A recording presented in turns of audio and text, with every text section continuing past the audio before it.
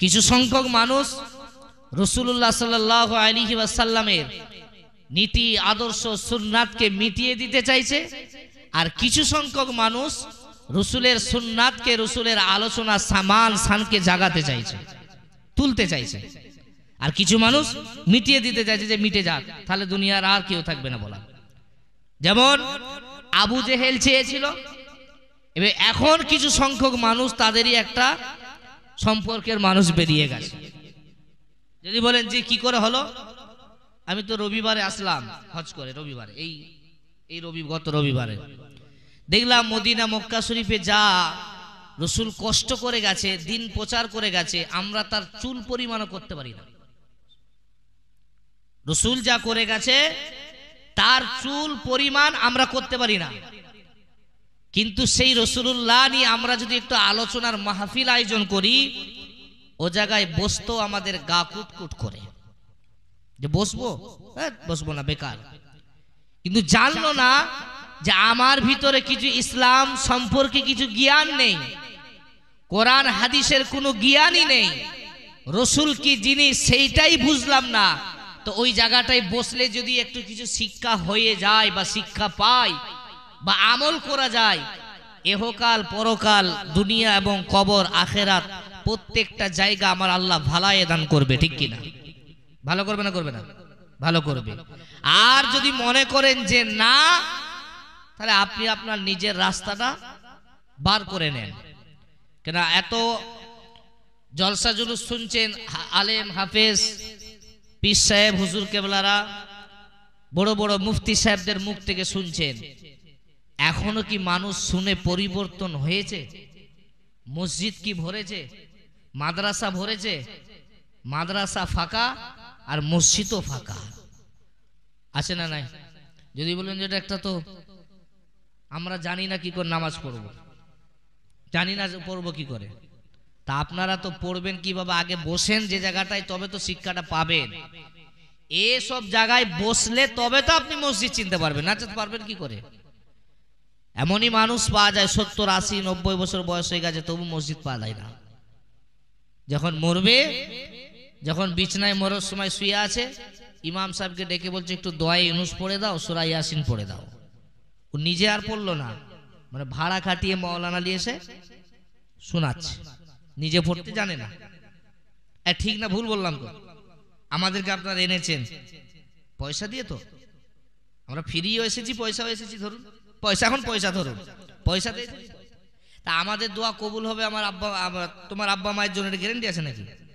কিন্তু তুমি দোয়া করলে আর তুমি চাইলে তো আগে কবুল হবে, এটা গ্যারেন্টি আছে। আমাদের হবে, আল্লাহ যদি মনে করে ভালোবাসে, দোয়া কবুল করে তোমার আব্বা মায়ের জন্য কবুল করবে। আর আমরাই যদি না পছন্দনীয় হনু আল্লাহর কাছে, তাহলে আমাদের দোয়া কবুল করবে কি করে? সেই জন্য অনুরোধ করব আপনারা সকলে, মদিনা মক্কা শরীফ যারা গাছে বা দেখেছে তারা বুঝবে রসুল কেমন কষ্ট করে গেছিল, কেমন কষ্ট করে গিয়েছিল। তায়েফের জমিন আমরা গিয়েছিলাম, তায়েফে, ওখানেও কত কষ্ট করে গেছে নবী। ইসলাম শুধুই আসে না, আর ইসলাম শুধুই পেয়ে যায় না, কষ্ট করে দিয়ে গেছে, আর আমরা সেইটাকে নিয়ে উপভোগ করতে পাচ্ছি না, ওইটাকে ঘুরে মিটাতে চাইছি। তাই চেষ্টা করুন যে কিভাবে রসুলকে পাওয়া যায়, কিভাবে নবী নবী করা যায়। পৃথিবীর জমিনে নবী নবী না করে যদি কবরে যান, তাহলে কবর কি আপনাকে চিনবে? চিনবে কি? কবর দেখবেই না আপনাকে। আর আপনি যদি নবী নবী নবী নবী করে যান, তবে আপনাকে কবর সেলুট করবে, তবে আপনাকে কবর সেলুট করবে, আপনার জন্য দাঁড়িয়ে থাকবে সুন্দর করে। আর আপনি নবী নবী করবেন না, চিনবেও না, কবরে চিনবে না। তাই সোনার মানিকেরা, নওজোয়ান যুবকেরা, আম্মা জানেরা, ভাইরা আমার, নামাজি মুসল্লি বাবাজিরা, যে সমস্ত ভাইরা এখনো পর্যন্ত আল্লাহর ঘর মসজিদকে দূরে সরিয়ে রেখেছেন, তাদেরকে উদ্দেশ্য করে বলবো, বুঝলেন 2 দিনকার দুনিয়া কিসের ভড়ক দেখাবো, কিসের গরম দেখাবো? না না না না না, আমাদের কাছে বিশ্বনবী সাল্লাল্লাহু আলাইহি ওয়াসাল্লাম সুন্দর করে ইসলামটাকে বুঝিয়ে দিয়ে গেছে, কোরআনটাকে বুঝিয়ে দিয়ে গেছে। আমরা ওই সুন্দর করে ইসলাম বুঝাটাকে, কোরআন বুঝাটাকে সুন্দর করে গঠন করতে পারলাম না। দুনিয়া জমিনে টাকার লোভে, অর্থর লোভে, বাড়ির লোভে, গাড়ির লোভে সব ছেড়ে দিলাম, রাসূলুল্লাহকে চিনলাম না, রাসূলুল্লাহকে চিনলাম না। যে নবী আমাদের জন্য দিনের পরে দিন, রাতের পরে রাত, দিনের পরে দিন, রাতের পরে রাত কত কষ্ট করে কাটিয়ে দিয়ে গেল। ও মুমিন মুমিনাত, ও আমার নামাজি মুসল্লি বাবাজিরা, আজকে যদি আপনি বুঝেন যে নবী আমাদের জন্য কিছুই করে যায়নি, না না না না না, পৃথিবীর জমিনে আপনি যদি খুঁজে দেখেন যে রাসূল কি করে গিয়েছিল, চলে যান, দেখতে পাবেন। মদিনা শরীফে চলে যান, মক্কা শরীফে চলে যান, তবে আপনি আপনার চামড়া চোখে দেখতে পাবেন যে নবী আমাদের জন্য কি করে গেছে। আর যদি মনে করেন যে না নবী কিছুই করে না, তাহলে বুঝুন আপনার আমার ঈমানটা কি মজবুত আছে না কাঁচা আছে? কাঁচা আছে না মজবুত? ও কাঁচা আছে, ভেজাল আছে। কেন নবী না হলে ঈমান তো মজবুত হয় না। এ হয় কি? এ হবে? কেউ যদি বলে আমি নামাজ পড়ি, নবী মানি না, শুনেননি কিছুদিন মোবাইল টোবাইলে দেখেননি আপনারা যে নবী দিবস এই ওই এসব বলে না, শুনেন না আপনারা? দেখবেন বেরাচ্ছে এখন নবী দিবস করা যাবে না, এই করা যাবে না, ওই করা যাবে না। ও যত রকমের পড়ে বসে রয়েছে, ও যত রকমের বই পড়ে বসে রয়েছে, আর আমরা সব পড়ি না, আমরা বসে ঘাস খাচ্ছিলাম, ঘাস খেয়েছিলাম আমরা সব আলেম ওলামা ফুরফুরা পীর সাহেবরা। বা যে হুজুর কেবলা এসেছেন উনার আব্বাজানকে তো আপনারা চিনেন, চিনেননি? আমজাদ হুজুরকে চিনেননি? আমজাদ হুজুর কেবলাকে চিনেননি? ও কি বড় মুহাদ্দিস! আপনারা তিনার মুখটা দেখলি বুঝতে পারবেন যে কি মুহাদ্দিস নাকি। তিনার জবান থেকে কথাটা শুনলি বুঝতে পারবেন যে কি মানুষ তিনি। তো তিনারা কি পড়েনি? তিনারা নবীর মর্যাদা বুঝেনি? আর আমরা বড় পাতা পড়ে নিয়েছি যে আমরা বুঝেনি। বড় পাতা, বড় বড় বড় পাতার বই পড়েছি, বলছে নবী কিছুই করে যায়নি। অনেক মানুষ বলে না, বলেনি?